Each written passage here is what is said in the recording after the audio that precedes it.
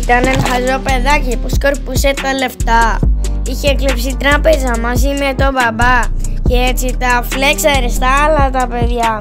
Ήρθε μια μέρα που τα ξέχασε εντελώς.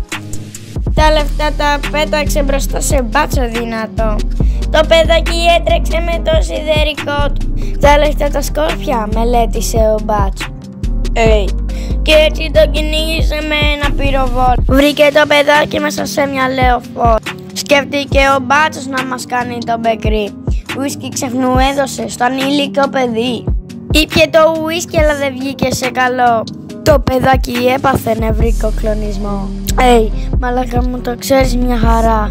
Ουίσκι να μην πίνεις κάτω από τα 17. Ο μπάτσος τρισχαρούμενος αρπάξε τα λεφτά. Έκανε λες κι ήταν σε μια ζεστή γωνιά. Ήταν άστιμος, μην το πάρετε προσωπικά. Τι ήταν αυτό?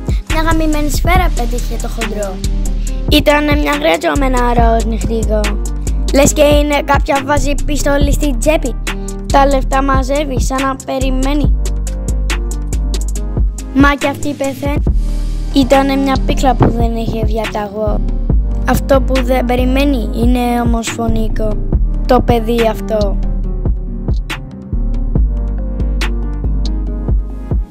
Slay.